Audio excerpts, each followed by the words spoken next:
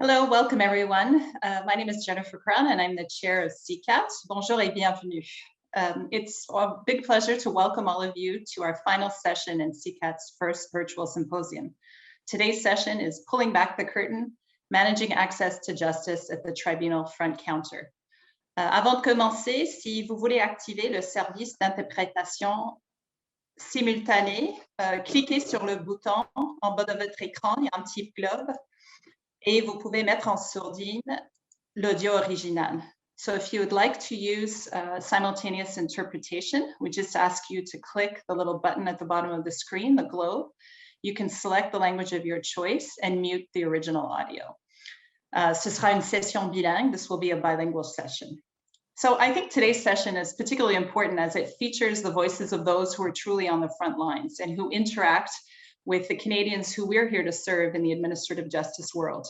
We're thrilled to have them here today, and a big thank you on behalf of CCAT to our wonderful panel. Now, as today is our last session of this year's virtual symposium, I just want to say a big thank you to all those of you who've been involved in the symposium this year, starting with all of you, all of our participants and everyone who registered. Thank you for your interest, for your involvement, and for your patience in being with us. We tried out some new things. Some things worked well, others not so well, but that's all part of the past year in the learning and adaptation process. So a big thank you to all of you for being with us. And I encourage all of you to tell us what you liked and also what you didn't like. You'll be getting evaluations, and to stay involved and get involved with CCAT if you haven't been already, to make sure that you're a part of whatever changes we make, and that we also continue to try to make the programs relevant to you and to your interests. A big thank you, obviously, to all of the panelists over the past 6 weeks who volunteered their time in putting together presentations, in presenting, and in being part of all the planning calls. Enfin, un gros merci aux co-présidents du symposium cette année, c'est-à-dire Ian Darling, Cindy Chiasson et André Gosselin, et également le comité qui a organisé et planifié toutes les séances cette année. Il s'agit de Paran Messami, Mélanie Raymond, Marco Romani, Candace Salmon, Sylvie Séguin et Adrian Wright. C'est du bénévolat. Comme on le sait tous, je pense que tout le monde en a jusqu'ici avec les appels Zoom et MS Teams. On passe la journée entière comme ça en virtuel. Et tous ces gens-là, c'est du bénévolat qu'ils ont fait. Ils ont rajouté des appels supplémentaires pour planifier le symposium cette année. Donc, au nom de CETAC, un gros merci à tout le monde.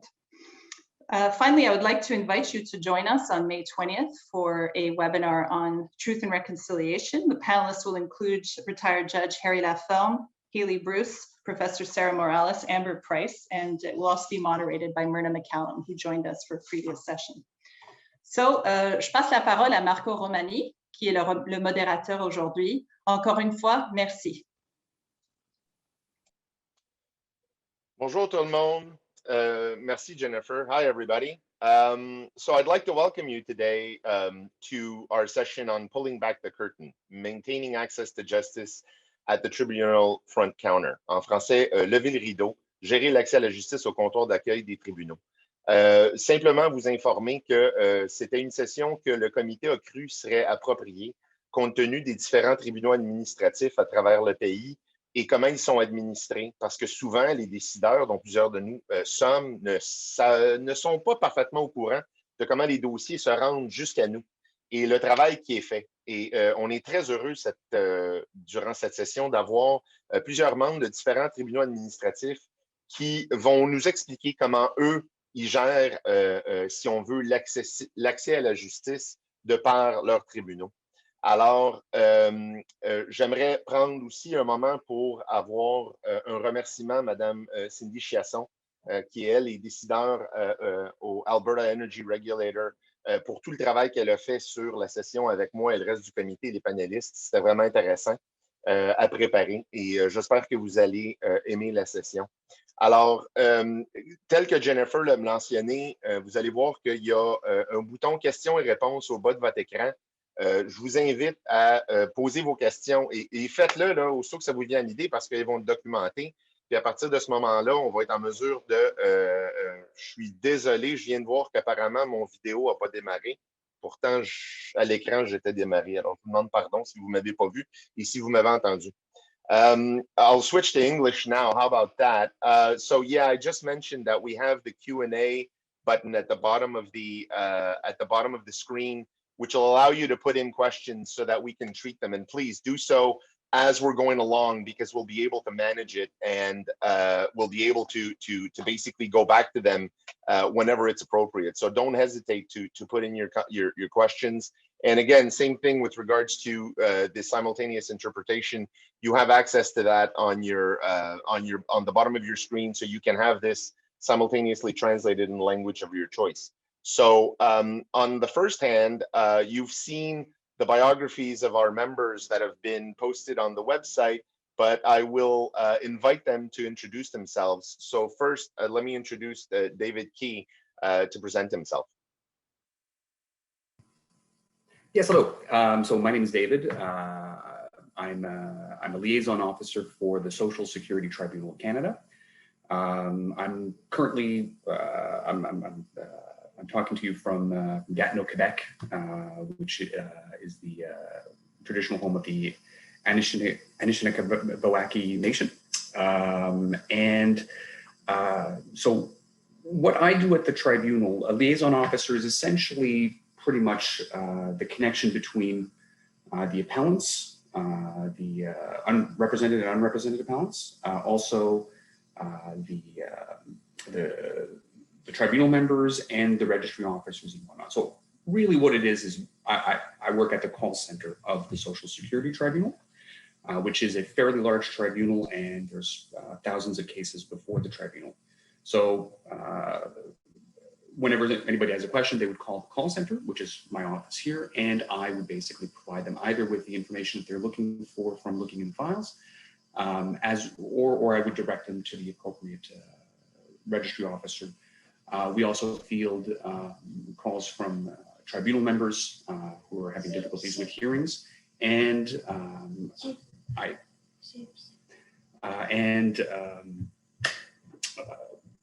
that's pretty much the incoming. There's also some outgoing. We also perform some surveys, to sort of satisfaction surveys to find out how people perceive our work afterwards. So it's basically a two-way street at that point. So aside from that, I mean, of course, we'll get into the discussion a little bit later, and probably I'll be able to provide a lot more information about what it is that I do. So I think that we could basically have an introduction from my colleague, Kelsey. Thank you, David. I'll let Kelsey Scobie introduce herself as well. Hi there, everybody. It's so nice to be with you all. My name is Kelsey. I'm a navigator with the Social Security Tribunal, and today I'm joining you from the traditional and unceded territory of the Anishinaabe Nation. So thanks for having me. Just to go into a little bit about my role as a navigator, I work with Canadians, with individuals that are appealing decisions of their benefits. And I work one-on-one with individuals to, guide them and, through the process of an appeal, which can seem overwhelmingly. So I'm here to I'm their helper, I'm their guide. I'm available to answer any questions that they might have, to break down the process. I say, get away from the government jargon, so to speak, and really just try and find areas where we can help. And what that looks like is making myself available directly and encourage them to reach out if they'd like to, but also being proactive and providing them with the information so that they can prepare themselves through the process from the beginning to Z, where their end goal is to meet with a member and have this discussion, and for them to feel prepared and ready to do so. And that's by, giving them the information that they need to, again, encourage and reiterate that they're in control of their appeal. And to gain that control and to build that confidence, to be ready to go talk to somebody, because it's very personal, is we encourage and we promote choices as well. And we will get into it for sure, but those are simple things from, types of hearings, but also, more complicated things, talking about hearings and what that looks like, but then also the simple things like how we correspond and communicate with them. So it's really about building that one-on-one support, that they feel their voice is being heard, and they have an opportunity to really prepare themselves. Thank you, Kelsey. I'll now invite Jeremy to introduce himself.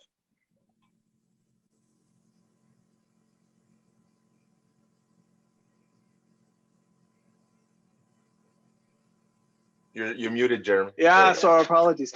My mouse is a little slow this morning. I need to feed it some cheese. So good morning. My name is Jeremy Fraser. I'm the Deputy City Clerk for Appeals and Tribunals with the City of Calgary. I am speaking from the City of Calgary, obviously, with the Blackfoot call Mohkinstsis, where the Elbow River meets the Bow River. I'd like to take this opportunity to acknowledge the traditional territories of the people of the Treaty 7 region in southern Alberta, which includes the Blackfoot First Nation tribes of the Siksika, the Piikani, the Kainai, the Stoney Nakoda First Nations tribes of the Chiniki, Bearspaw, and Wesley, and the Tsuut'ina First Nation. The City of Calgary is also homeland to the historic Northwest Métis and the Métis Nation of Alberta Region 3.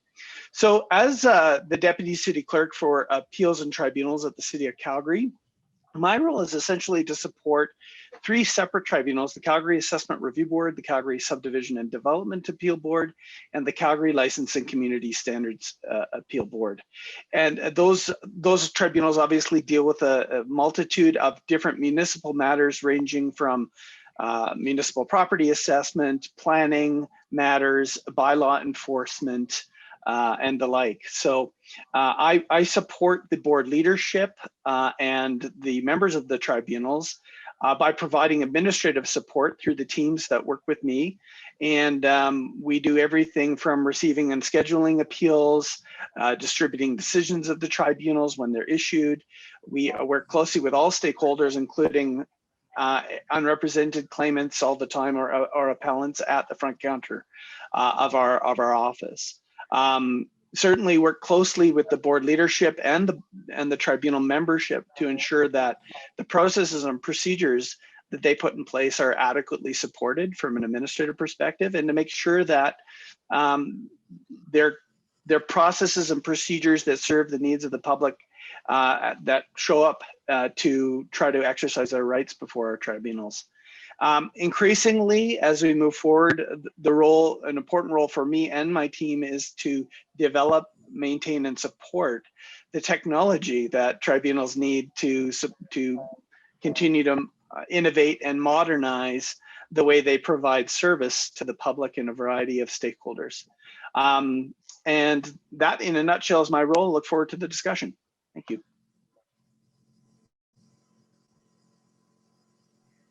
Thank you, Jeremy. Having my own issues here with the screen. So without further ado, I'll let Martine Lessard introduce herself. Vas-y, Martine. Bonjour tout le monde. Donc, Martine Lessard, je vous parle de la région de Montréal, en fait de la rive nord de Montréal, un territoire ancestral algonquin, Mohawk et Anishinabek aussi, donc multiples. Donc, je travaille au tribunal administratif du Québec, qui est un tribunal administratif qui, grosso modo, là, donc c'est des contestations de citoyens envers des décisions de ministères et d'organismes. On a environ plus de 150 compétences qui émanent de 110 lois distinctes, donc avec beaucoup de variété. C'est sûr qu'il y a 80% des recours là, qui sont reçus au tribunal qui émanent des affaires sociales, donc beaucoup des éléments de loi sociale. Mais on a de la diversité en territoire et environnement, en affaires économiques et aussi en affaires immobilières. Donc, il y a une multiple variété d'éléments. Et puis, même une division de santé mentale. Donc, on transige aussi avec des requérants, là, dont pour la loi sur la protection des personnes qui présentent un danger pour elles-mêmes ou pour autrui. Donc, il y a un volet aussi même de santé mentale là, dans l'administration, donc avec des requérants qui ont certaines particularités. Donc, moi, mon rôle au sein du secrétariat du tribunal, le secrétariat, en fait, on dit souvent que c'est la porte d'entrée du tribunal, donc c'est l'endroit où le citoyen dépose son recours. C'est nous aussi qui sommes responsables de toute la gestion documentaire du dossier juridictionnel, donc la réception de tous les documents pour les instances. C'est nous qui se chargeons de travailler avec cette documentation-là qui est transmise par les deux parties, donc les requérants et les intimés, mais aussi toute la transmission aussi de tout le volet décisionnel par la suite. Évidemment, c'est nous aussi qui supportons le service d'accueil au comptoir réel, c'est-à-dire des citoyens qui se déplacent à nos bureaux pour soit déposer au recours, poser des questions. C'est des gens de notre direction qui s'occupent de la prise des appels téléphoniques, des numéros génériques pour demander de l'information sur leur recours. Donc, moi, je m'occupe d'une équipe stratégique qui conseille les opérations. Donc, je ne fais pas le travail directement, mais je supporte les équipes qui le font en première ligne. Donc, je suis au courant. On a mis plusieurs éléments en place au cours des dernières années pour supporter justement le travail de première ligne là, avec les requérants. Donc, c'est un petit peu mes fonctions. Puis, je suis heureuse d'être avec vous aujourd'hui. Merci, Martine. Avant d'aller plus loin, j'ai omis de mentionner en ouverture d'audience, c'est-à-dire en ouverture de session, je devrais plutôt dire, que moi, je proviens de Montréal. Je suis à Montréal aujourd'hui, qui est traditionnellement un territoire Haudenosaunee-Mohawk, donc très similaire à celle de Martine, qui, elle, qui est sur la rive nord de Montréal. Alors, voilà. Alors, avant d'aller plus loin, on va, comme je disais en entrée, on va discuter ni plus ni moins dans les largeurs de comment est-ce que les tribunaux, en première ligne, par l'entremise de nos panélistes, gèrent les dossiers qui leur viennent. Et plus souvent qu'autrement, ce qui est le cas pour nos 4 panélistes, la particularité avec les gens qui se représentent eux-mêmes. Donc, des parties qui n'ont aucune expérience, qui ne sont pas des représentants, qui ne sont pas des avocats, et comment leurs dossiers viennent devant le tribunal, les tribunaux, je devrais plutôt dire. Et de cette façon-là, comment c'est géré et comment ces gens-là sont, comment dirais-je, dirigés ni plus ni moins. Alors, je vous laisse la parole. Moi, je serais prête à partir, Marco, si tu me permets. Bon, au tribunal administratif du Québec, nous, on a observé il y a quelques années que c'est dans les recours que nous recevons, là, en moyenne, c'est 10 000 recours qui sont déposés à notre tribunal annuellement. Il y a 50% des requérants qui ne sont pas représentés. Donc, c'est une bonne proportion. Donc, on a mis en place ce qu'on appelle un système qui s'appelle communication personnalisée. Donc, il y a un mécanisme qui a été mis en place que tous les techniciens en droit, lorsque nous recevons le dossier administratif de l'organisme contesté, il y a un appel qui est fait auprès du citoyen pour les citoyens, les requérants non représentés, là, pour leur permettre de mieux comprendre le cheminement de leur dossier, quels sont les éléments qu'ils doivent avoir avec eux pour les instances à venir, leur donner des guides sur comment se préparer, non pas leur donner des conseils, mais les guider sur ce qui s'en vient, leur donner une longueur d'avance pour enlever cette notion d'inconnu. Parce que ce qui nous est souvent rapporté, c'est le stress ou l'inquiétude liée à l'inconnu auquel ils ont à faire face. Parler un petit peu de... Puis c'est sûr que ça a permis de sauver des temps à l'audience. Les juges ont constaté que les gens, en étant plus près lors des séances, puis en ayant plus d'informations, bien, ça accélérait ou ça facilitait les instances. Mais le but était vraiment ultimement de les accompagner dans ce qui s'en venait. Mais aussi, on prend un moment pour leur indiquer les services de représentants qui pourraient bénéficier des endroits comme publics où on les dirige, où ils peuvent aller chercher de l'assistance aux besoins, en leur rappelant que nous ne pouvons pas offrir ce service d'assistance ou de conseil-là du juridique en aucune circonstance. Donc, c'est vraiment observé. Puis, on réussit normalement à les joindre pas mal tous. Là. On avait un taux de plus de 90% des requérants qu'on essayait de joindre comme ça, on arrive à les joindre. Voilà pour ce qui est de notre tribunal. Moi, de mon côté, je ne pourrais pas vraiment dire c'est quoi les statistiques de personnes non représentées qui nous contactent, mais la façon qu'un appel normalement commencerait au tribunal de la sécurité sociale, c'est que la personne recevrait une décision de révision, soit de l'assurance-emploi, du régime de pension du Canada ou de la sécurité de l'ADS.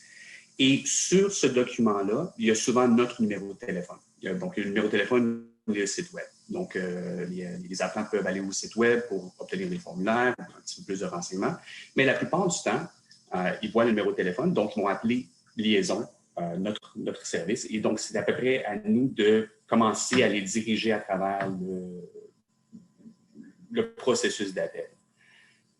Donc, À ce moment-là, moi, je pourrais dire, donc, je ne sais pas combien de personnes sont représentées plus tard, mais quand ils arrivent à nous appeler, à nous, à notre service, généralement parlant, ils ne sont pas représentés.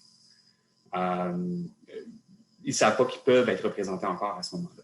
Donc notre tâche, c'est de leur donner des renseignements généraux sur le processus d'appel ou obtenir les formulaires et des fois les guider sur comment remplir les formulaires.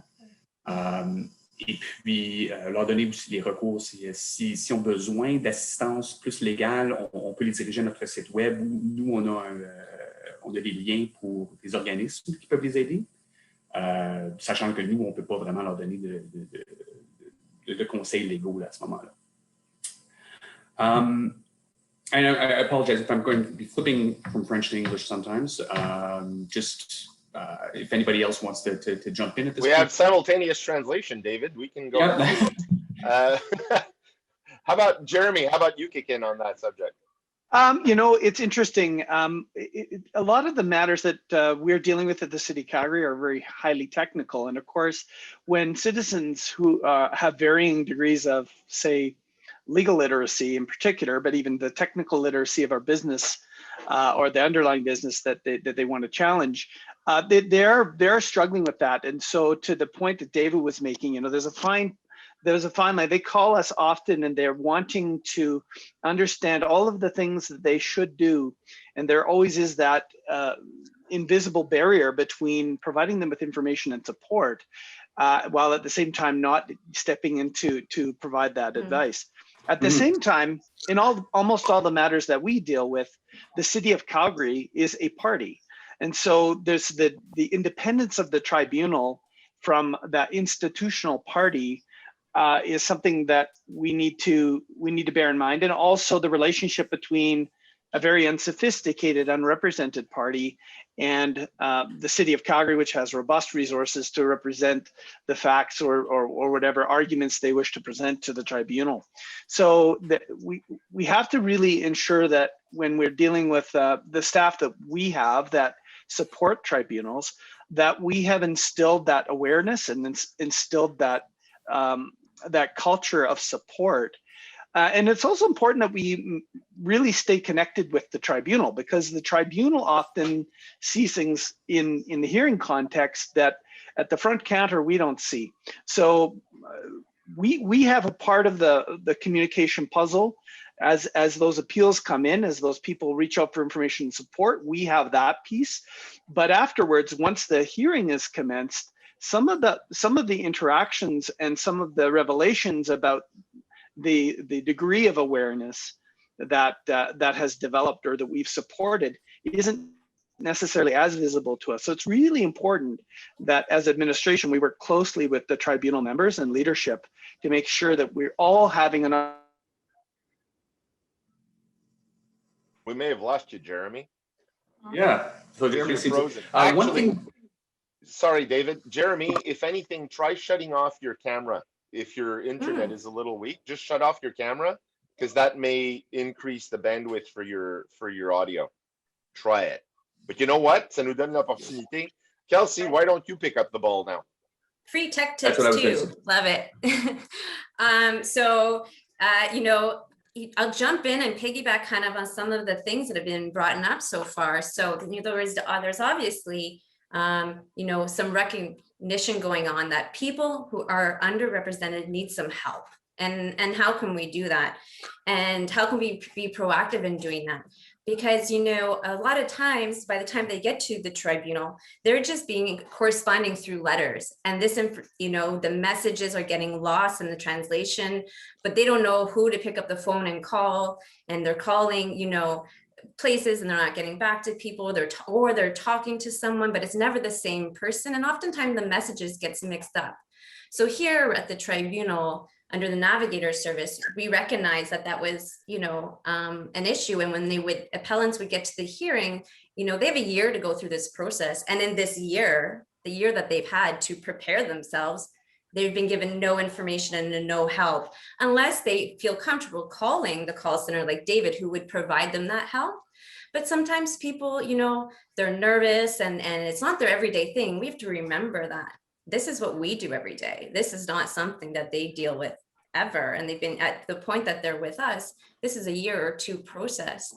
And, they're in a spectrum of what's going on, depending on the benefit and what's going on in their life. So every individual that we help or we deal with is case by case is completely unique. So how we prepare and helping them is, we're assigned to them, and then we make it, our first step is to call them and introduce ourselves and say, this is our goal and this is who I am and what I hope to do.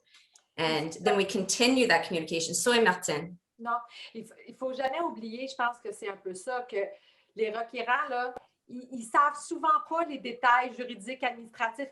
Tout ce qu'ils savent, c'est qu'ils sont pas d'accord avec ce qui a été rendu, puis qu'ils trouvent pas ça juste pour eux, puis ils veulent juste pouvoir le dire. Fait que c'est ça l'enjeu. Nous, comme le dit Kelsey, nous, c'est notre quotidien de parler avec les procédures, les éléments. Mais eux, ils comprennent pas, beaucoup ne comprennent pas, ils ne savent pas. Puis il ne faut jamais oublier que tout ce qu'ils veulent, c'est pouvoir exprimer pourquoi ils sont en désaccord avec ce qu'ils ont ou la décision qui a été rendue à leur égard. Ben moi, je peux juste rentrer ici avec... en fait, hier, j'ai pris un appel.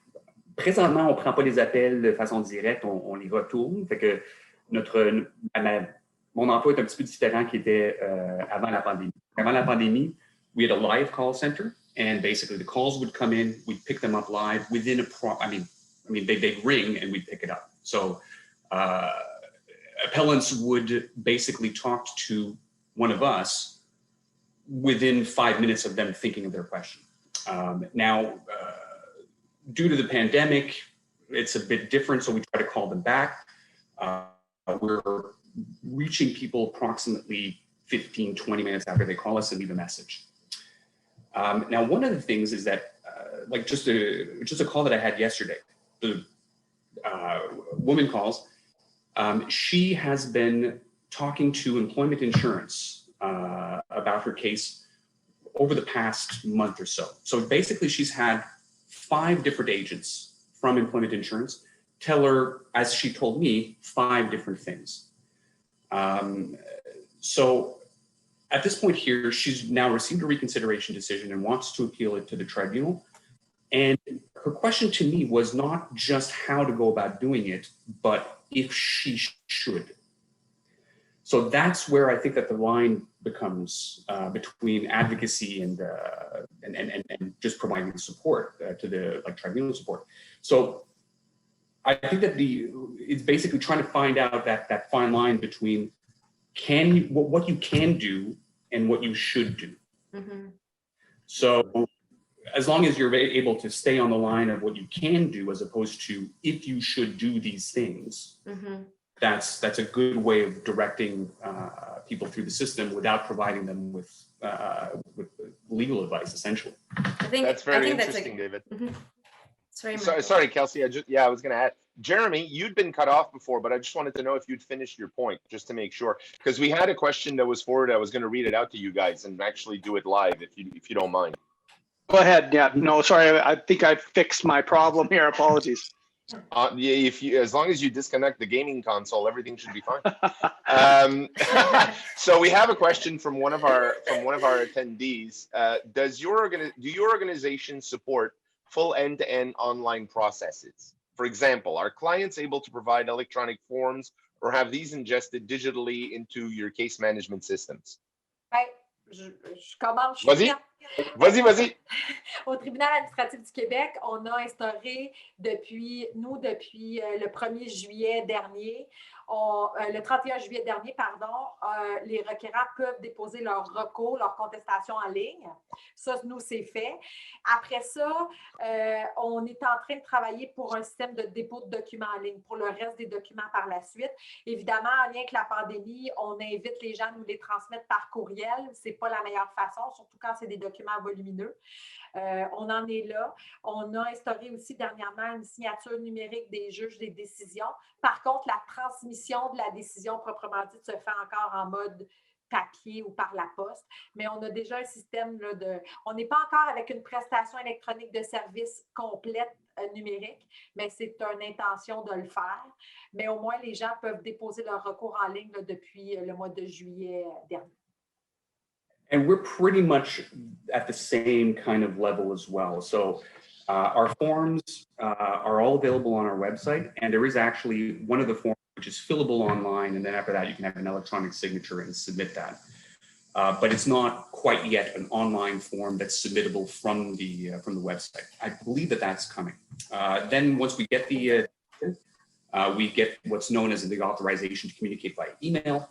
At which point we can basically just communicate with the appellant through email through the entire process. And by this, I'm really talking about like things like employment insurance, where the process itself is much faster than Kelsey's income security appeals. Kelsey's appeals can last for actually years, so a year and something. Whereas employment insurance, we're talking about resolution of cases within 40 days. So with email, it gets a lot faster. And then after that, so all document submissions can be done by email. All communications back and forth can happen through email. And then after that, when a decision is made, it can be submitted via email. Also, with Zoom hearings, which the pandemic has brought us, I think the pandemic has actually forced innovation on us, which we all kind of were going towards anyway, and it is a good idea. So being able to do all of these things online, I think that's basically where we were heading, and the pandemic has actually increased that. So there's a couple of things like I've seen since the pandemic, employment insurance timeframes go down from where they were. So we're actually able to go through through cases faster, in fact, than we were.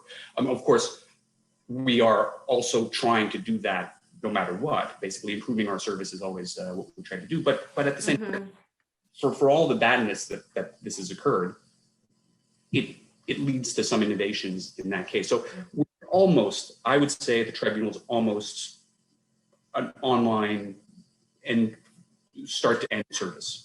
Moi, je pense que c'était amorcé, cette transformation-là. Puis la pandémie a juste, comme si on avait pris l'autoroute.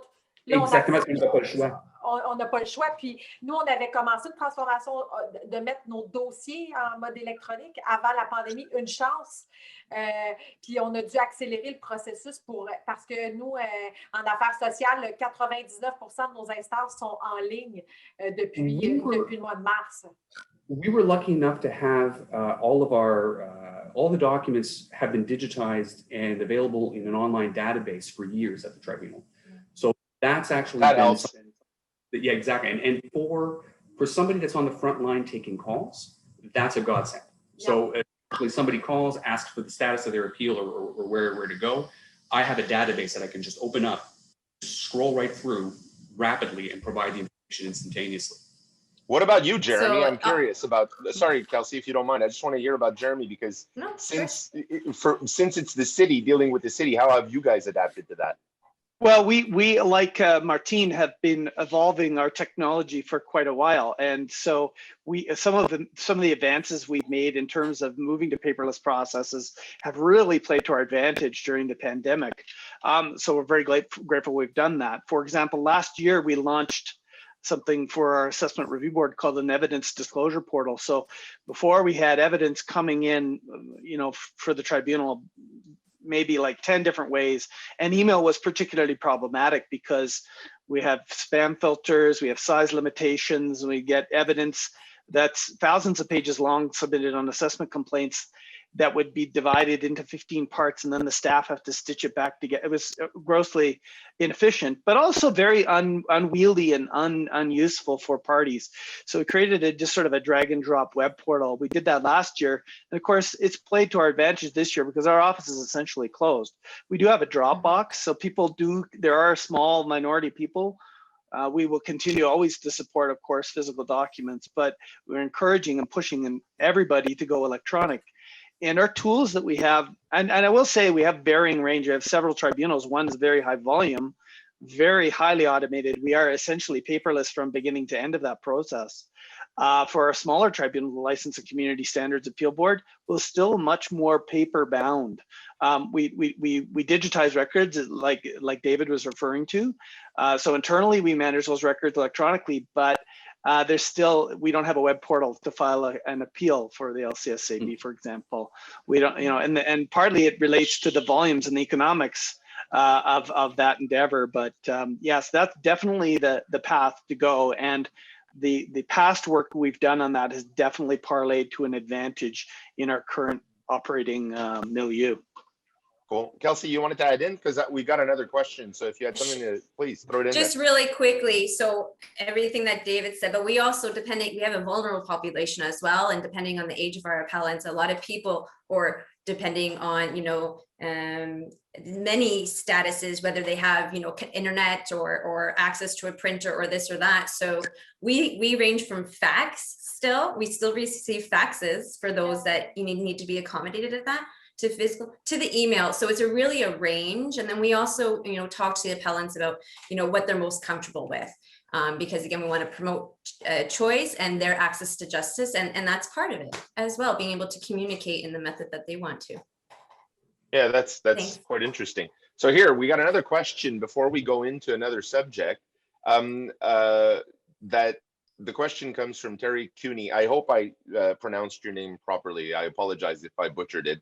Has anyone looked at chatbots as a way of to filter through commonplace calls? I guess I'm looking to see what kinds of innovations can be applied at the front end of our processes. I've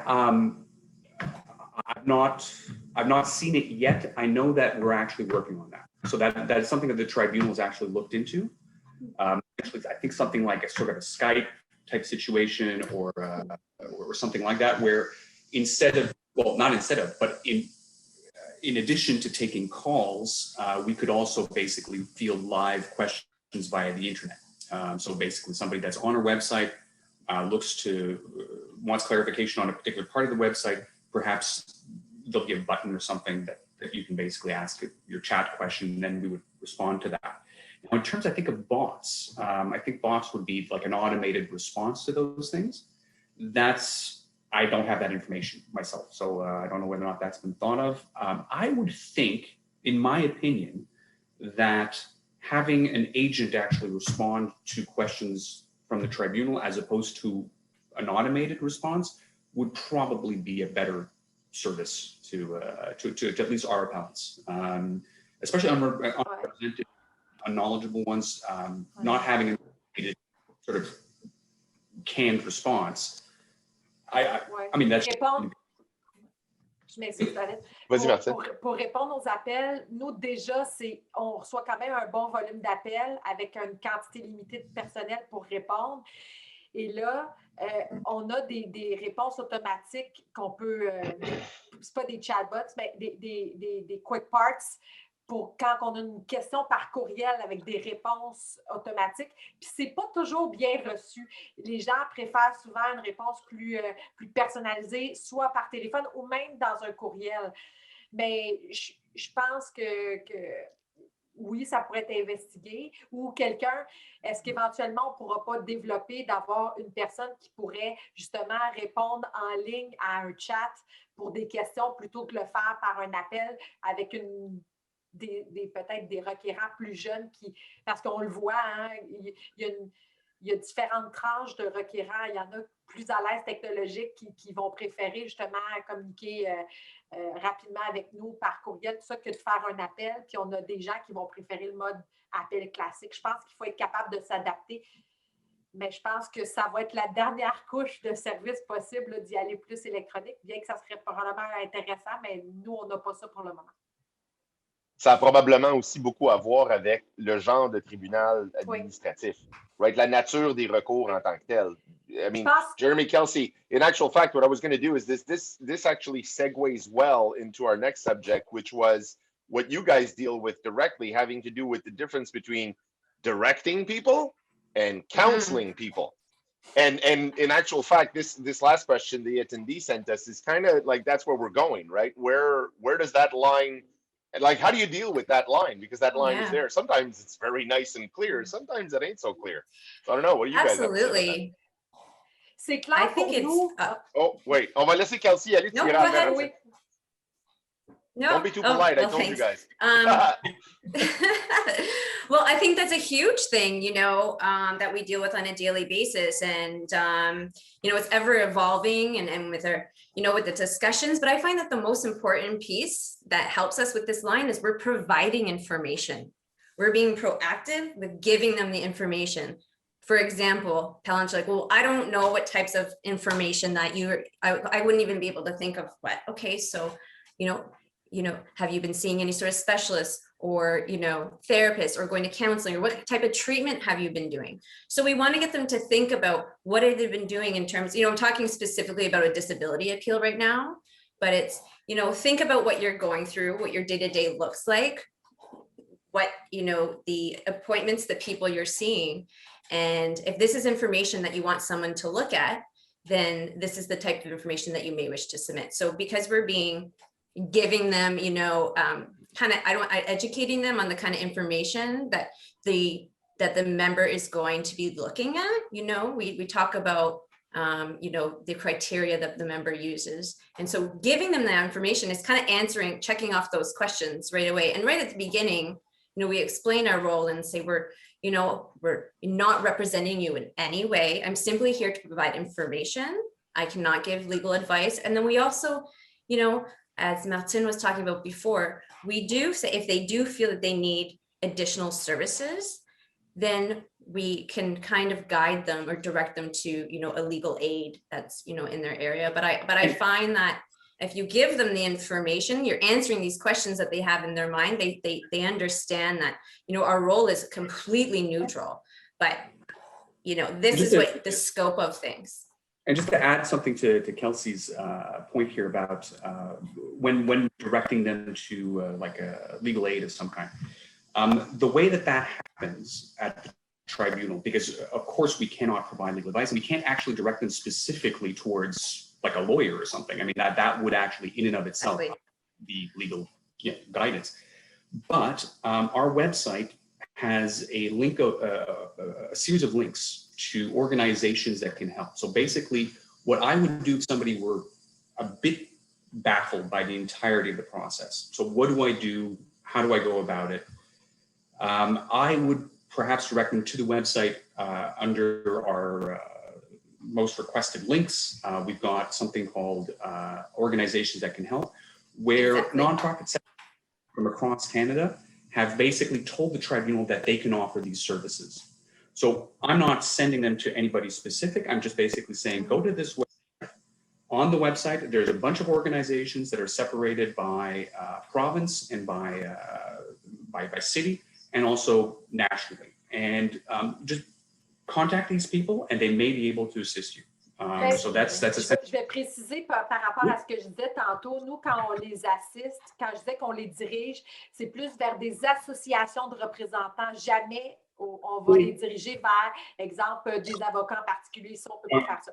Puis ce que je voulais rajouter peut-être, c'est que je pense que les gens, les employés en tout cas dans notre tribunal administratif, cette distinction-là entre diriger et assister, ils la comprennent bien.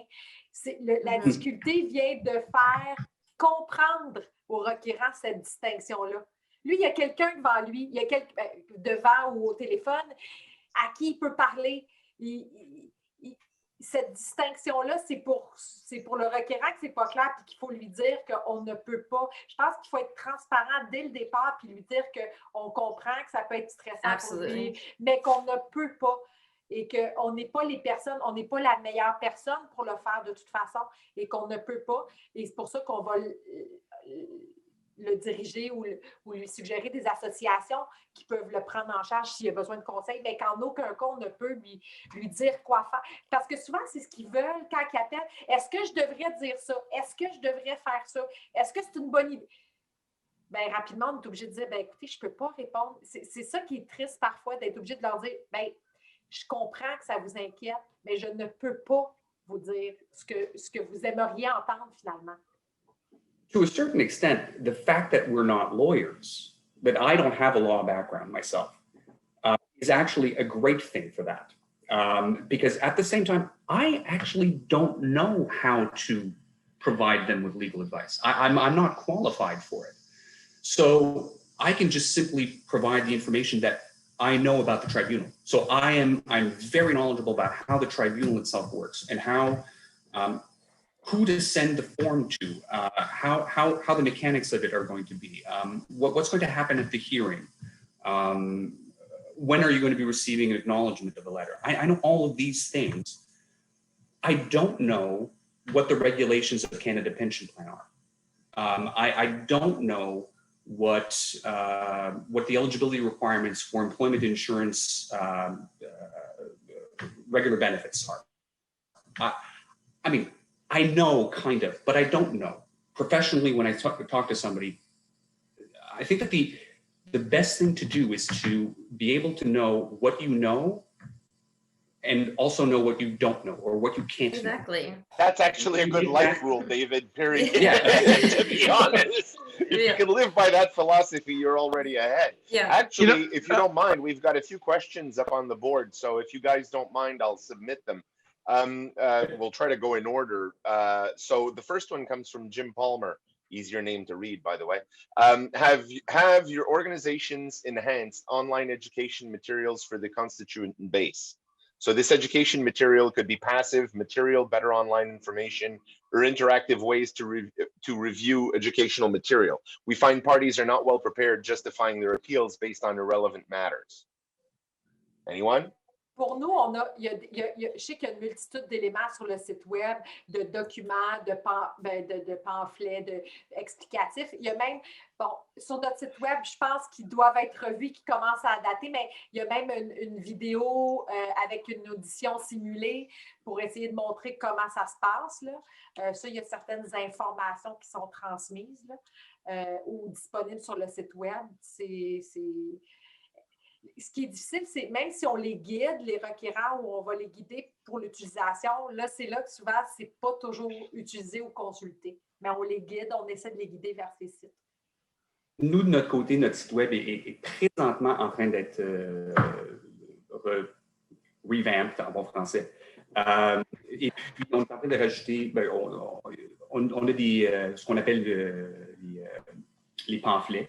Qui sont vraiment juste explicatifs sur comment un appel est fait soit par l'Assurance Emploi ou les autres programmes. Et puis, donc, il y a beaucoup d'informations sur comment procéder avec l'appel, etc. Mais aussi, on a une base de données quand même assez grosse de décisions. Donc, présentement, je pense qu'il y a beaucoup de travail qui est en train d'être fait sur l'outil de recherche pour cette base de données de décision-là. Parce que ça peut être très difficile à fouiller à travers pour que les gens puissent voir des décisions qui sont semblables à eux, puis qu'est-ce que le tribunal a décidé dans les cas de cette façon-là. Donc ça, je pense que c'est comme des améliorations que nous, on est en train de faire face à ça. I would say this is an area where we have room to grow. Jim is actually, incidentally, the vice chair of our Subdivision Development Appeal Board. And I take his point fully. And, you know, we've been really trying hard to create learning opportunities for the public around some of the complexities here. Like, for example, when people are appealing planning decisions in the city of Calgary, well, we have a land use bylaw that's about 1,100 pages just for a starting point. Never mind all the other statutory, non-statutory plans and other instruments that come into play. And quite often, you know, you'll find, I think, that in front of that particular tribunal, you've got unrepresented parties up against, again, parties who are developers or the city who are raising very, very technical planning arguments, and it's intimidating for people to face that. So I think there's actually, I would say, in response to Jim, I think I agree with him that there's opportunities for us to step up our game considerably, at least in our house, in terms of developing some more robust online learning resources. But that said, I would also point to the idea that I think openness and transparency are really good tools for tribunals Now, I don't deal with the vulnerable populations that necessarily that Kelsey and David and maybe perhaps Martina dealing with. So in fairness there, but there are people who are nonetheless just not technical legal experts in, say, planning. Yeah. And so they have to come to the table and understand what it is, to Jim's point, what it is they have to, what's the bar they have to get over to succeed in their appeal. And we can't answer that question, really, because it will depend on the evidence before the tribunal. Exactly. And we wouldn't want to even forecast what the tribunal, how the tribunal would weigh the evidence or the kind of evidence that would persuade the tribunal. But what we can do, if we have really open and transparent processes, we can say, you know, you might want to go look at some of the decisions of the board. They're available publicly here. You might want to watch a tribunal proceeding, and or even, you know, dial in or visit, or, you know, we stream a lot of our tribunal proceedings, and you can get a sense, because the last thing we want, and in fact we made a performance measurement in our own operation, is for the public to walk into proceedings not really knowing what to expect. And when that's happening, we're not doing our job as well as we could. And so that is always an opportunity for us to improve.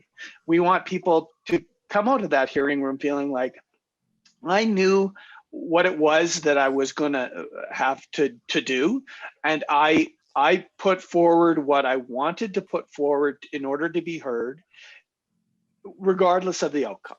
Right.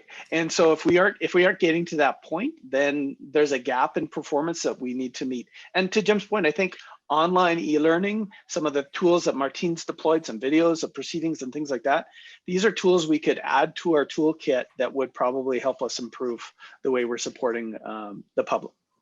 Ben, il y a une chose que puis nous, je me rends compte probablement qu'on le dit pas on le dit pas peut-être assez fréquemment, mais nos instances, nos audiences sont publiques.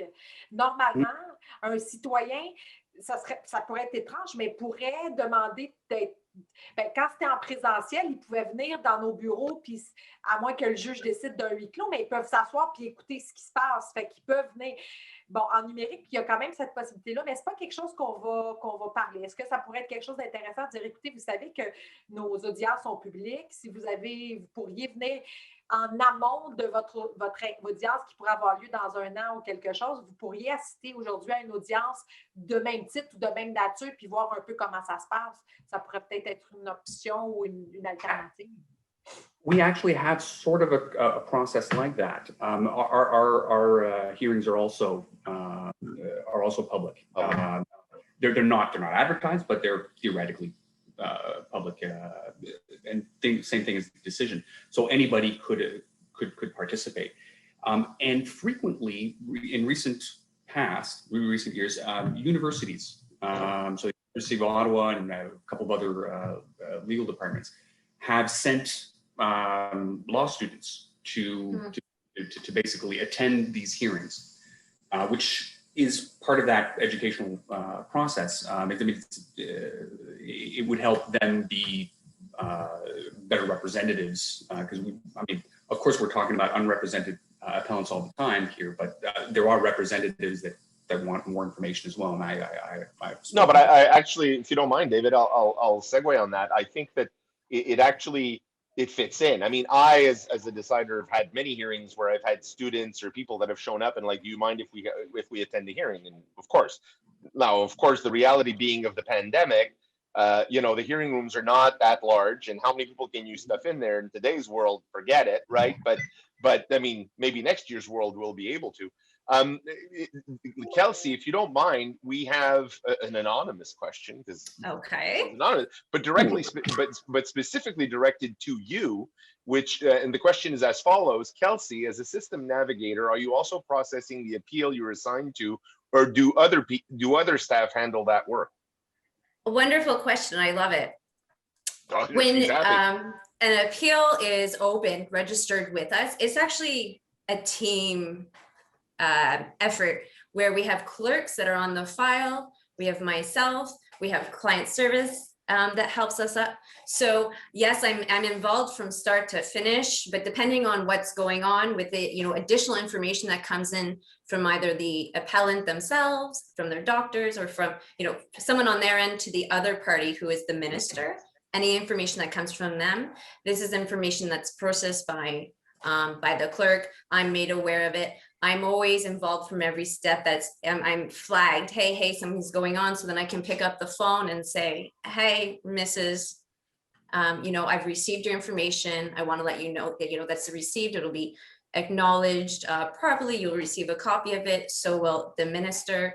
And then the way our process works is that we structure it so that, you know, there's an introduction calls, and there's, you know, certain calls where information is being provided at certain timelines as to not overwhelm the appellants. And depending on how they feel, and there's check-ins along the way, so that if they're not able to call us, you know, we encourage them to reach out at any time. But if they're not able to, then I make sure that I'm setting flags for myself to following up and keeping those lines of communication open, which is really important. But yes, to answer the question specifically, I'm involved.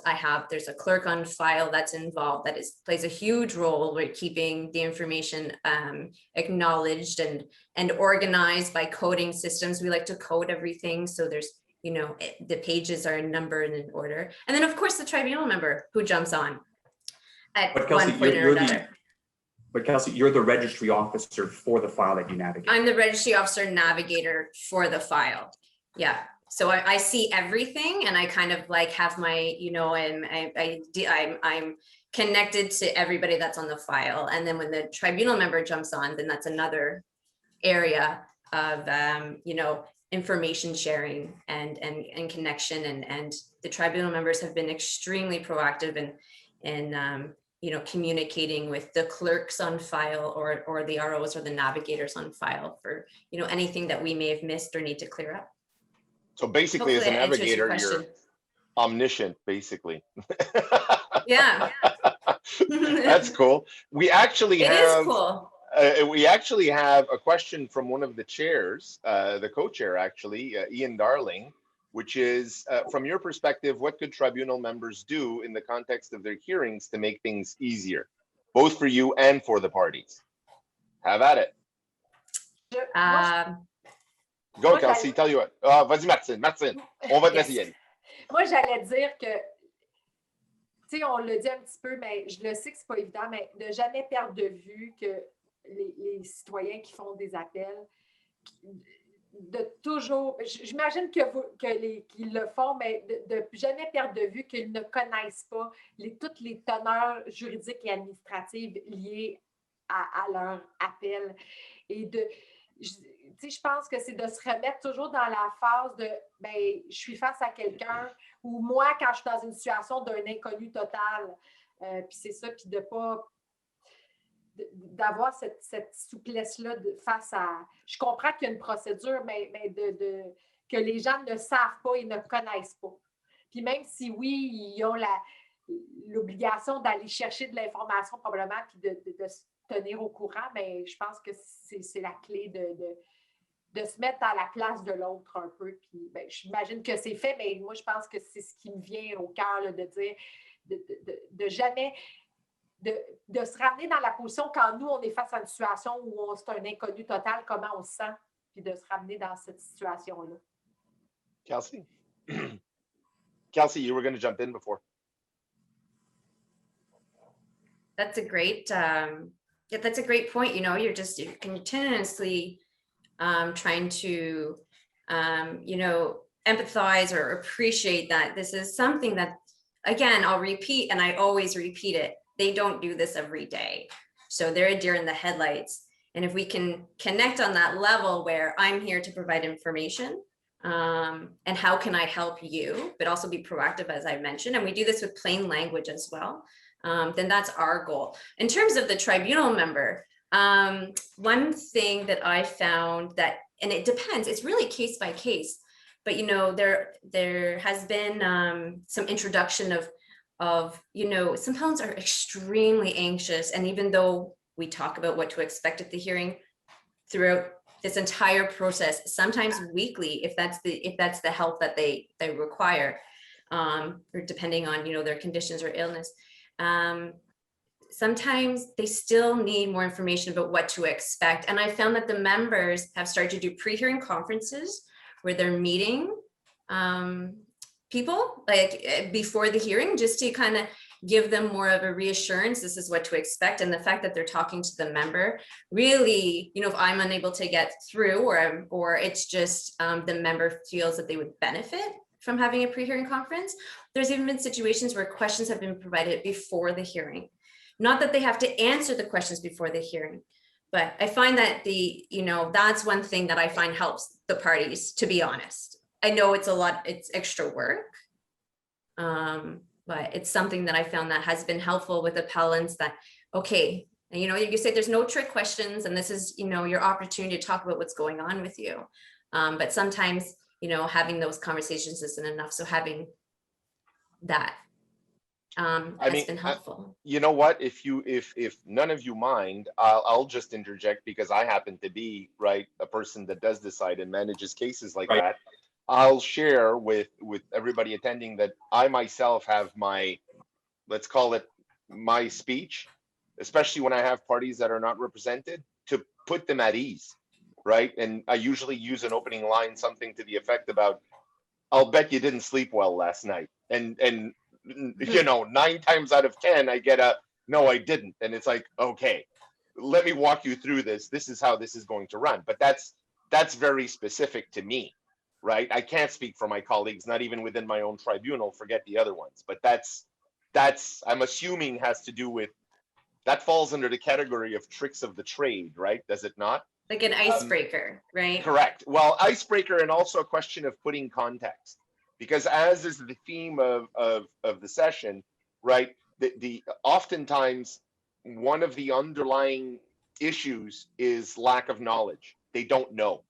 They don't know what's going on. They don't know what the consequences are going to be. They don't know where this is going. They just don't know. And sometimes all of us, whether it's you on the front line or us at the back end, I guess I could say it that way, we have to put it in that context for them, if only to facilitate the way the proceeding goes, right? Because oftentimes that's the biggest deal. I mean, I know in our tribunal, which is, you know, health and safety and work accidents, a lot of people show up here like they were on the trial of their lives, and they have to be put into the context of like, no, like nobody's going to jail at the end of this, and it's not their fault. It's just they don't know. So, you know, incidentally, Kelsey, we had, I'm assuming it's the same person that asked the question earlier because they're anonymous, but they specifically, again, to you, was like, how many case files would you be navigating at any given time? Or how much time during your day does each client take on? Like, in other words, the bulk of it, how do you divvy up that time? So again, I love the question. It really depends day to day. It really does. So, you know, we have a caseload that we carry. You know, which is, and we're bringing more navigators in, so things will balance out, but we're carrying a caseload right now. And I'm on the phone all day. So, you know, I'm following up with appellants day to day. So, you know, and then depending on how much time they require. And there's also appellants who don't want to hear from me until something happens. But I'm also, you know, directly available on my work phone, like a lot of us. So, you know, incoming calls. So it really, you know, it really changes day to day. You know, I can go from, you know, and then every call that we make or call that I have, I think it's important to reiterate, I send a summary call letter so that I'm following up with them with information that we talked about, so that they have a tool that they can reference, that they don't have to remember everything that we talked about. So yeah, it can range from several calls a day to a few that, you know, are within, you know, any calls from 15 minutes to an hour at times. It'll vary. So it really Which depends. is actually, it does you know vary. What? We're actually fortunate because, believe it or not, that last question and your answer, Kelsey, segues well into the last subject that we were attacking, which was dealing with difficult parties. I mean, it's a subject, and maybe we didn't get as sexy a title as we would have liked, but still, I think it concerns all tribunals, specifically with parties that represent themselves, when we're dealing with people that are either aggressive, don't listen, don't take their, I mean, how do you guys deal with that? Who wants to go first? I could go first, as usual. Vas-y, Martine. Non, mais Vas-y, Martine. comme je disais dans une réunion qu'on a eue de préparatoire, deux choses. Un, il ne faut jamais se rappeler que quand ils arrivent, en tout cas pour nous au tribunal, ce sont souvent des gens insatisfaits ou pas satisfaits ou pas contents d'une décision qui a été rendue. Donc, il y a déjà un niveau de mécontentement. Donc, souvent, il faut leur rappeler que nous, on n'est pas là pour... on est impartial et neutre, puis ça va être entendu, mais ils sont encore dans l'émotivité de la non-satisfaction de la décision quand ils déposent ou les premiers contacts qu'ils ont, en tout cas, avec nos services. Ça, c'est la première chose. Puis deuxièmement, ce que je disais aussi en rencontre, c'est qu'on a des requérants représentés qui ne savent pas toujours qu'ils le sont. Fait que ça aussi, c'est un enjeu parce que des fois, nous, dans nos règles, quand un requérant est représenté, on arrête pour convoquer pour les instances, on ne le contacte plus, on fait affaire directement avec son représentant. Cependant, souvent, c'est coutumier où on a un citoyen qui nous appelle après lui avoir parlé et quand on termine l'appel, on prend l'autre ligne et on appelle son représentant en disant « Peut-être que vous devriez parler à votre client parce que là, je pense qu'il ne savait pas que vous étiez impliqué dans le dossier ou il y a quelque chose qui est... » Fait qu'on fait ces démarches-là.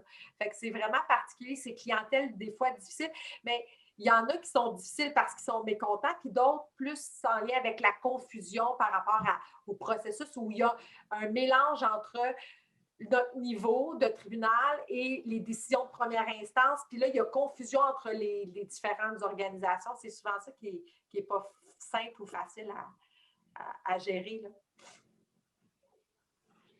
I can basically, the way that the tribunal sort of deals with the idea of difficult callers or anything like that is, well, one of the main things is ongoing training for us.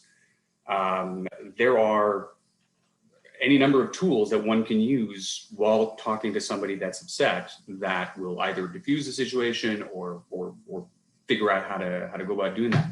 So over the past couple of years, the tribunals held a couple of different sessions of essentially how to deal with difficult callers, how to find and direct if it's going to be a crisis call, and the difference between both. Because there's a big difference between somebody that's just a you or somebody that's a danger to themselves or others, and there's a different thing that you have to do after that. So I mean, essentially, if you have that training of how to deal essentially with the public, and you're able to then you'd be able to just field those calls essentially. I've been doing this more. I've been a call center agent for approximately 20 years. I've found that through my experience, one generates the irates. So people don't become unreasonable on the phone, even if they're already upset. You're the person that basically can sort of direct the call, either positive or negative. By a tone, by a bunch of things which I will do with experience, but that the tribunal started training everybody across the board, including navigators and registry officers, anybody, in order to field difficult callers, I guess. Yeah. And if I just add in, it's about your experience, your training, and then as we do this, we all learn. It's also being prepared. So a lot of it is, understanding, on our end, because I deal with them one-on-one, I'm prepare myself. I'm reading the information that's coming in. A lot of times they write letters and send journals. So you're just preparing yourself for what to expect. And then you also have information that you're providing them. And, you're introducing this as in every call as this goes. So I agree with David. I've been, knock on wood, I haven't had too many, I've had people that are very angry and very upset and emotional and, in every way. But the minute they hear someone on the phone that's calling them, it really changes the game. Because at this point, again, they haven't spoken with someone potentially in a year or two, or again, getting mixed information. So I had someone the other day that I had to leave a message, and I said, whatever you feel comfortable with, direct line or the toll-free number. And he called me and he said, I didn't believe it. I didn't believe it. There's someone calling me about and I said, yes, I'm here. You've received a letter. So at the fact that, that we're being proactive, and giving them time to be heard, I think really just changes a lot. And I'm sorry if I'm just cutting in here for Kelsey's point.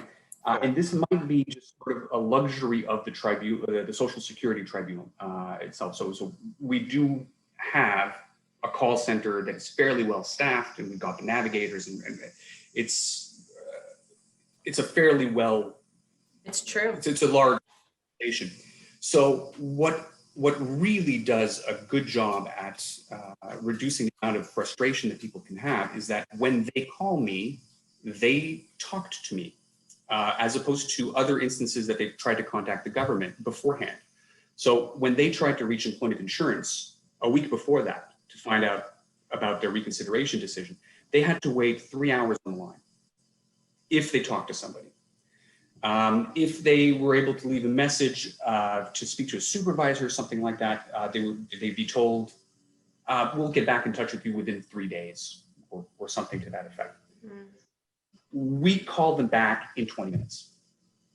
So they're still fresh within their question and within what they want to do.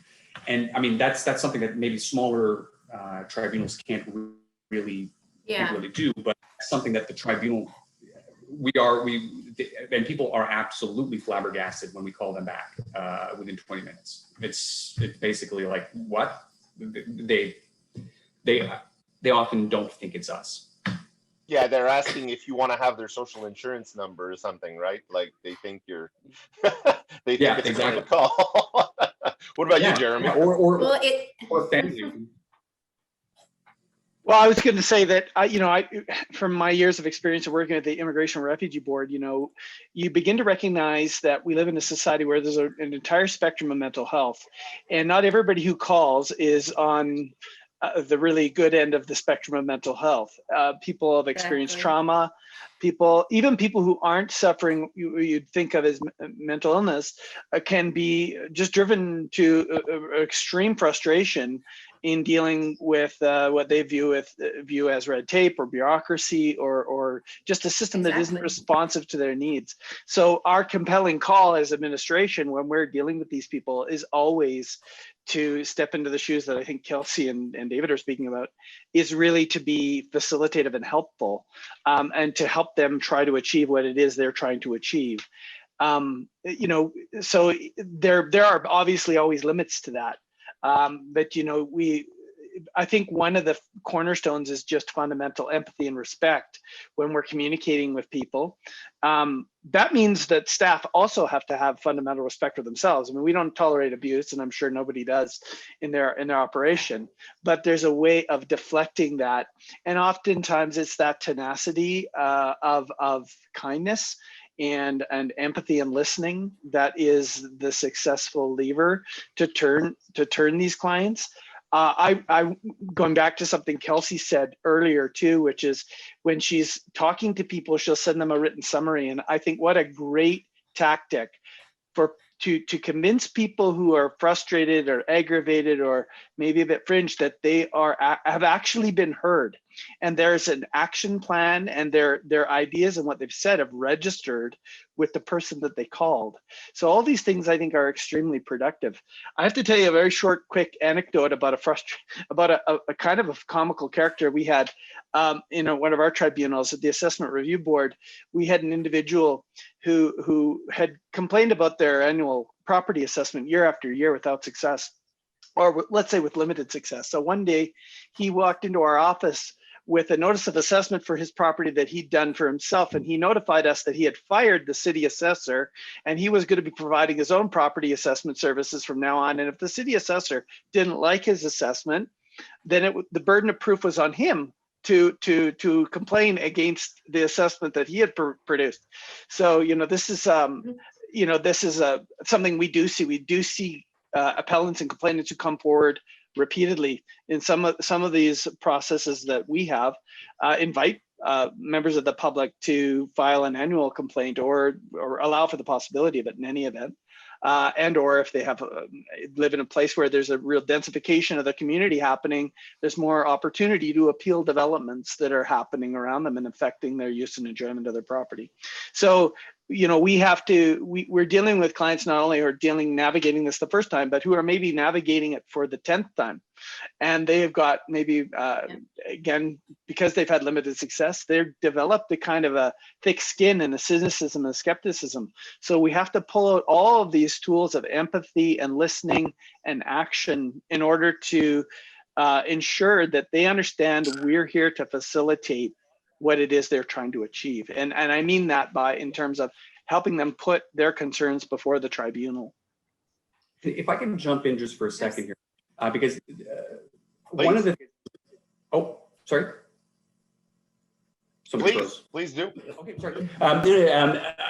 Just talking about the empathy, which is absolutely something that one has to do when speaking to somebody that, in our cases, I mean, employment insurance cases where somebody now owes $15,000 to the government and they just received a letter which is essentially telling them that they have to pay it now. Or somebody has cancer and Canada Pension Plan, they don't qualify for whatever reason. They're appealing the decision. So maybe they qualify, but they've been denied. Now, the line, and it's a line that that you have to be careful not to cross, is empathy versus maybe sympathy, or I don't know exactly how to say it. C'est ce que j'allais dire. Essentially, Exactly. Oui, c'est ça. Il faut garder, mais c'est ça, il faut garder une espèce de distance. And I know it sounds cold a bit to say, but we do actually have to distance ourselves from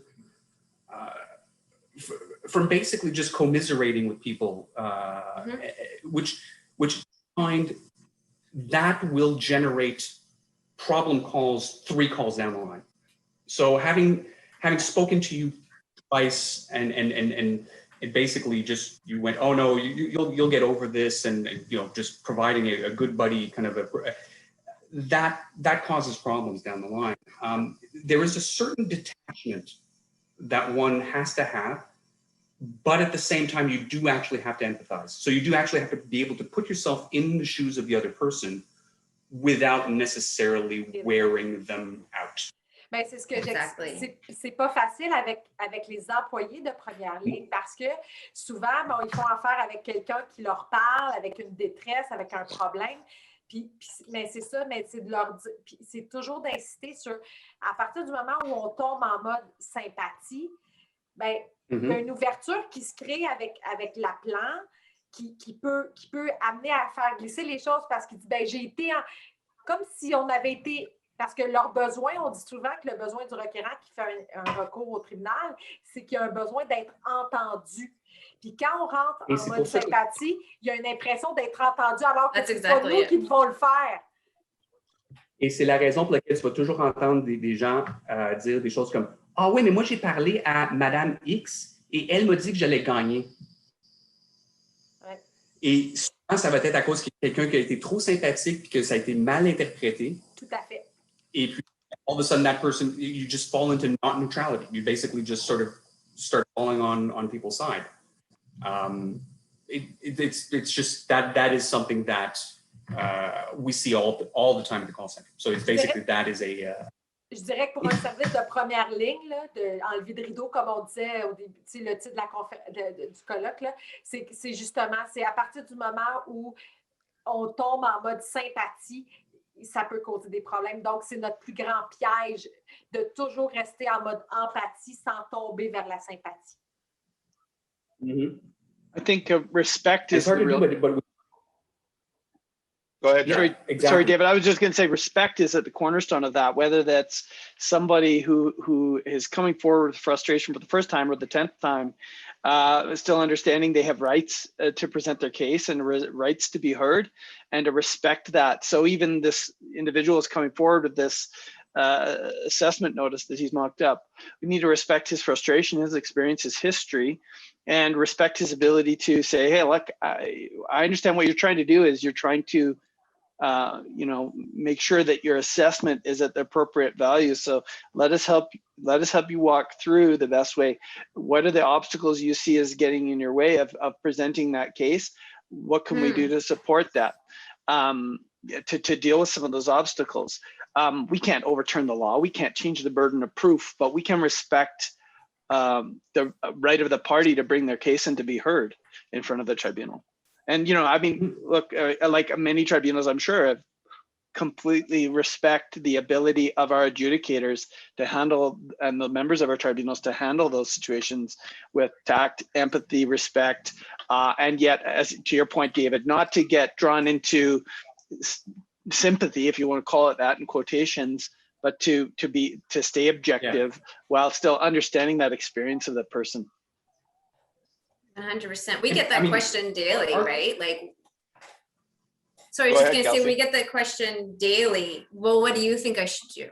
And well, is there even a point to go through this process? And well, what's the decision? And you're always just staying your fine line, saying, at the end of the day, I'm not the decision maker, so I cannot answer any of these questions. But this is the information that I'm able to provide you to help you prepare to feel that you're ready to proceed. And you just keep on reiterating and sending your letter, and just, you will be heard. These are things, sometimes I'm like, great question. When you talk to the member, ask them. You'll have an opportunity to ask any question that you'd like. So just re-engaging them with the fact that, this is the information that I can provide. And then, the next step is talking to a tribunal member, and there'll be additional information that they can provide, so just kind of moving, swaying along with it. That's quite good. C'est pas Vas-y, Martine. simple. C'est pas simple quand on a un technicien ou un technicien juridique qui fait affaire avec un citoyen. Puis souvent, on appelle juste pour fixer une audience à une heure précise. Mais là, la personne, elle a quelqu'un au bout de la ligne. Puis bon, il y a une de nos compétences qui sont des recours pour des gens victimes d'actes criminels. Donc, ils ont déjà une situation, puis là, ils ont quelqu'un qui appelle juste pour dire, bon, madame, on vous appelle pour savoir si lundi, le 2 juin à 15h, vous conviendrait pour une audience. Mais là, la personne, elle a juste quelqu'un au bout de la ligne. Là, souvent, les gens ne sont pas préparés à recevoir ce type d'appel-là, mais pour eux, il y a une porte et c'est travailler avec nos ressources pour les accompagner, mais c'est pas simple parce que souvent, dans le contexte où il y a beaucoup d'appels qui sont faits pour fixer des instances, tout ça, qui n'ont pas du tout rapport avec du conseil, mais bien pour fixer pour la suite des... Fait que c'est pas une personne qui est habilitée nécessairement à des grosses questions, plus vraiment du processus. C'est pas simple. Pour nous aussi, on fait ce service-là de fixer les dossiers sur le rôle.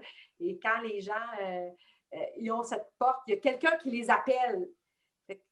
Ils ne font pas la différence. Est-ce que c'est un préposé au renseignement pour donner de l'information? Est-ce que c'est un adjoint de juge? Est-ce que c'est un juge? Il y a quelqu'un du tribunal qui les appelle. Oui, exact. Ça devient un point d'ancrage. Ça devient, je m'accroche. Oui, exactement. Ça devient ça. Oui, j'ai quelqu'un. C'est comme, oh, toi, je vais te parler. Non, mais, puis là, on a l'obligation de un petit judo sur la conversation. Puis écoutez, on comprend, mais vous allez avoir l'occasion d'adresser vos éléments au juge. Mais c'est pas simple non plus de faire cette gymnastique-là avec la personne qui appelle. On ne veut pas être rude avec cette personne-là, mais elle doit comprendre que la personne qui l'appelle pour fixer la date n'est pas en mesure de donner plus d'éléments ou d'en discuter plus longuement avec elle. And I think, go ahead, David. I was just going to say, it gets back down, back to the point of knowing what you know and knowing what you don't know, and knowing what you do and what you don't do also. So in other terms, when you're able to explain that clearly to somebody at the beginning of a call, usually those expectations that can help a long way for the call. That being said, of course, there are like 40-minute monster calls of somebody that's just basically explaining to you But that's their to and medical. fro. That's to and fro, Yeah. is it not? Like in the sense that you'll have calls that'll last 3 minutes and some will last 40 minutes, which means that then when you do the average, it's like, oh, well, calls last 10 minutes or 8 minutes or whatever it is. But there's more and there's less, right? Yeah. Yeah, well, most of the calls are in fact very short. Then after that, you do get like 2 calls a monster a day. One, right? Exactly. That like exactly set everything askew. So listen, actually, believe it or not, it's almost our time. It's 2:25 on my clock, well, at least in this neck of the woods. And our co-presenter sent actually a question to us, so I think we should hear it. And it was Cindy Chiasson, who asked, if you had a magic wand and could make any change to tribunals you want, what would you change? I'll jump in on that quickly. I would change the resourcing of our processes, I think, because, you know, fundamentally what you hear a lot of and what we've just been talking about is the frustration of parties with timelines often, you know, when they're venting their spleen at us as administrations, because they really want to be heard today. And we're not in a position to do that. We're not in position to connect them with an adjudicator or a tribunal member today to resolve their concerns, or, you know, and that is fundamentally a frustration. So if we had a magic wand, yeah, I would bring whatever resources we could to bear to improve the timeliness of the process, because I think that people do want timely outcomes, and sometimes we aren't hitting the timelines we really like, and really that are in line with the expectations of the public. So that's my watch. Pour ma part, là, si je pouvais, ça concerne peut-être plus un élément. Si on pouvait abolir toutes l'enjeu de expertise contre expertise contre expertise contre expertise qui amène un délai avant d'être entendu, parce que nous, on a beaucoup ça dans des domaines médicaux, notamment. Là. Je pense que c'est un vœu pieux, Martine, mais je te fais confiance. Je le sais, mais non, on parlait de baguette magique. Non, mais... For me, magic... Les délais, parce qu'on le sait, hein, comme je dis souvent des gens, on a de la difficulté pour nos soins quotidiens d'avoir des médecins. Donc là, on comprend, après ça, avoir des médecins disponibles qui font des expertises médicales. Puis en plus, je le dis souvent en tout respect, nous, on a des juges au tribunal qui sont des juges médecins. Puis je dis souvent la blague aux employés qui entrent dans mon département, je leur dis, écoutez, vous savez, je dis, on a des juges médecins, c'est pas simple à avoir. On a de la misère à avoir des médecins tout court au Québec. Donc, imaginez des juges médecins après. Fait que c'est un peu ça. Si on avait une baguette magique, moi, ça serait mon souhait, mais je le sais que... David, so you can wrap up.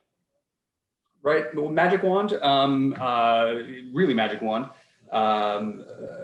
There's 2 divisions at the tribunal. There's the general division and the appeals division. So the appeals division is there in order to hear appeals following a decision from the general division, and it's more of an argumentative thing. So it's not facts. It's basically not new facts. It's just the 3 reasons. Somehow, if it was possible for appellants to completely understand what that process is, somehow if they could know what appealing to the appeal division means when they do it, and not me having to try to explain, because then it really gets so far into the weeds when they try to appeal to appeal division. So that's it. Somehow, how that happens, it's magic. Yeah, I think that part, there's no question that that's what we'd be talking about. It would be magic if that was the case. Okay, well, you know what?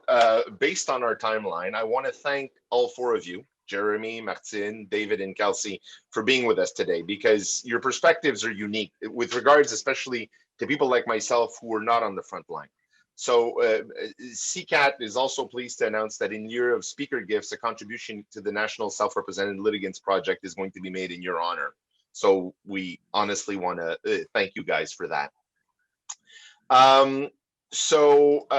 For everybody else, I want to thank you all for joining us for today's session of Pulling Back the Curtain, Managing Access to Justice at the Tribunal Front Counter. The session recordings are going to be sent in a full series to the registrants in a day or two. And if you purchased either a single or a 3-webinar package and you wish to upgrade for registration, please contact Cindy Hick at info@ccat-ctac.org. And incidentally, I'm going to take an opportunity to thank Cindy Hicks specifically for her work setting all of this up. I mean, Cindy is tireless. I'm going to say that like that. She's tireless, and her contribution is immense. Those of us that have gotten a chance to work with her directly on anything and everything know how big and important her contribution is. And Cindy, I stand in awe. And it's heartfelt and a very warm thanks that I'm sure everybody else at CCAT appreciates. So please, for all the participants, watch your inbox later today for the link to the symposium evaluation, because that's very important. And that Cindy really wants. So if you appreciate Cindy, do it for her. Your feedback is important, and it's going to help us design, more insightful, practical learning that, you come to expect from us. Because again, your participation is what makes us go forward. So please submit your evaluation, and you can also win, $250 credit for another virtual event this year. So hey, why not, right? So this is our final session of the symposium, and we hope that all of you that participated appreciated it and enjoyed it. It wasn't easy. This is our theme being reimagining tribunal excellence in a post-COVID world. Well, here we are, and now that vaccinations are rolling out for pretty much everybody throughout the country, we hopefully are seeing light at the end of the tunnel.